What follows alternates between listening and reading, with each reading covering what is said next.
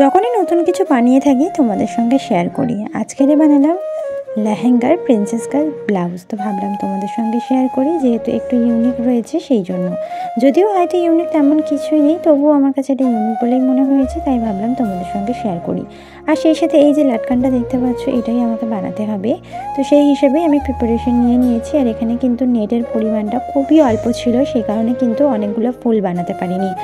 আর যে কারণে কিন্তু আমি শুধুমাত্র 8টাই দিয়েছি। এখানে কিন্তু ব্লাউজে প্লাস লেহেঙ্গায় দুরকমই হওয়ার কথা ছিল, তো দুরকমই করে দিয়েছি। তবে এখানে যেহেতু আরও দুটো বাড়তো, আর সেক্ষেত্রে আরও দুটো বাড়াতে পারিনি, কারণ নেটের পরিমাণ অল্প থাকায় ফুলটা বানাতে পারিনি। আর ফুলটা যদি না থাকে তাহলে সেক্ষেত্রে কিন্তু লেহেঙ্গার এই যে লটকানটা ভালো লাগে না।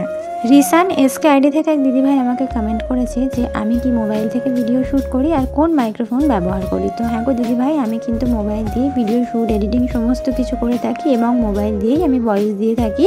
ভয়েস দেওয়ার জন্য আলাদাভাবে কোনো রকম কোনো মাইক্রোফোনের ব্যবহার আমি এখনও পর্যন্ত করি না।